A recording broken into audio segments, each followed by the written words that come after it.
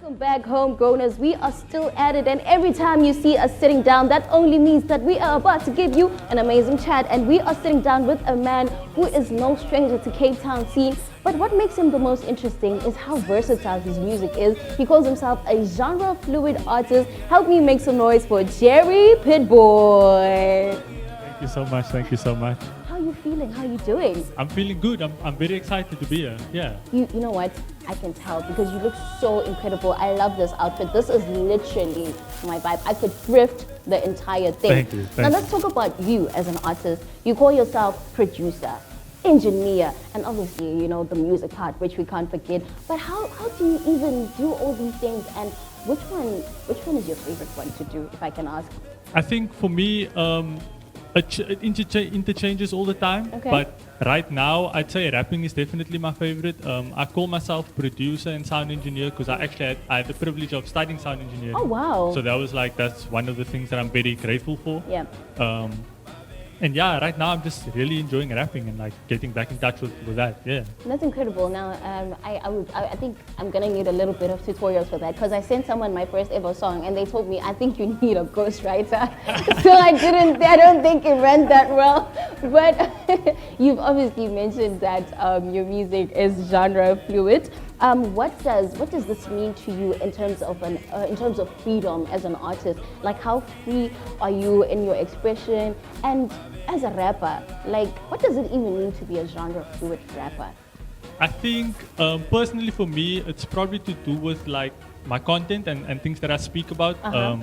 I try to always challenge myself with like each release on being more open on a song. So very like trying to test the limits of my vulnerability. So in that way, I think it's more like the fluid. And then just with genres, I grew up like listening to a lot of different music. Yeah. And I think at some point or in the future, I would want to at least touch on each genre that I kind of like felt a personal connection to. Yeah. Right now it's like hip hop and rap, and that's something I'm really interested in. Yeah. But who knows, in the future it could change. Yeah. That's incredible. Now you said that right now it's hip hop and rap. I'm curious to find out, when you are making the music, right? How do you know that okay, this song is done now? It means nothing. It's ready to be released.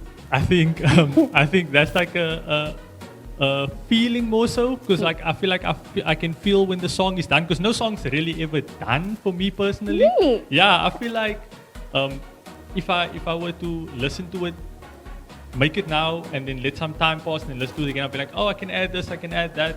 But then the longer I do that, the longer I'll just keep adding stuff until I feel like I'm overthinking it. So I'm just like, if I get a certain feeling, then I'm like, cool, that's enough. Let me just give it to the people, you know. Okay. Yeah, and I love that you do that, because you've actually blessed us with an album, A Devil Dressed in Chrome. Can we talk a little bit about the making of that album, what the creative process looked like? And also you've mentioned a lot how your feelings and your intuition contributes a lot to your music. So can you take us through how that went about in A Devil Dressed in Chrome? I think with that album specifically, like I said earlier, I touched on like vulnerability. Yeah. And that album, I'd say, was like my most raw and authentic self, because in that writing process, I feel like before that I was writing like very metaphorically, but whereas on that album there's a lot more like literal, like direct, straight to the point type of writing, and I feel like I really enjoy that about myself. And in making that album, I think it was very like emotional, but not necessarily sad emotional, just getting in touch with my emotions and kind of just like letting it take me wherever it's supposed to take me. Yes. That's how I feel. That's incredible. Now you said metaphoric. What does A Devil Dressed in Chrome signal, and what does it indicate? What is the meaning behind that amazing title? So I actually got the name, one of my friends from Joburg, Yagatomo, he sent me the beat, and I have a single on that album called Devil Dressed in Chrome. So the beat was named that, and that's initially where I got the name, and I guess the name just stuck with me. And how I see it is, it's like there's this illusion of maybe it's the dream that you want, or anything that you kind of want in life.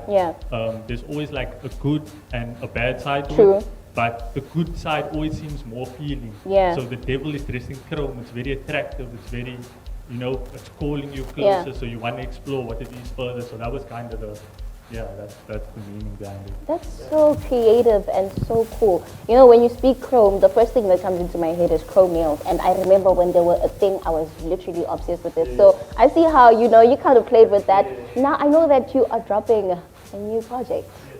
Oh, can you tell us about the evolution sonically and personally? Because the last one was, you know, more vulnerable. How is this one different? This one, so the music I've been listening to over, I'd say maybe the past like 2 years is very like sample based. Okay. So there's a little drums in it. I don't like that much drums recently. I haven't been liking that. Okay. Just in my personal music. So it's very like a lot of sampling happening and just paying homage to like the music that came before us and just like tapping into that more.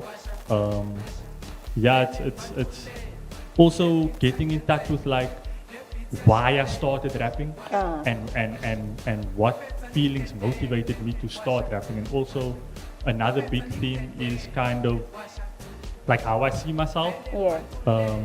And how I position myself within the industry, you know, because there's a lot going on. There's your mainstream and then there's your underground scene, and I kind of feel like sometimes I'm in between those spaces. Okay, so it's hard to like, it's like chaos in the order or something like that. Yeah, that's kind of the main feeling. That is so amazing. I can't wait for everyone to listen to the album and actually get into these feelings, you know, and hear who you are at this particular moment of your life. Are there any features, you know?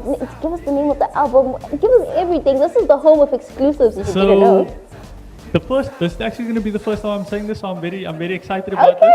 The album's called Amongst the Pigeons. Oh, wow. It's not just my album, it's mine and my friend Kwali. He's a producer. That's so he incredible. made all the beats. He's absolutely amazing.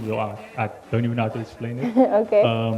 And then I'll give one feature for now. Shock the Sunflower. He's an artist from Joburg. Okay. He also recently released an album called For Now Keep Dancing. So if you guys haven't checked that out, really listen to that. We agree. Yeah, it's absolutely amazing. Thank you so much. Yeah. That is incredible. And thank you for giving us the update right here. Where can the people find you real quick on the socials? Social media at Jarry Pitboi 47. That's JARRY PITBOI 47. Yeah. Oh, that is nice, sweet, and short. Thank you so much for sitting down with us and giving us the exclusive right here on Homegrown_CTV. We can't wait to see you do your thing on the stage.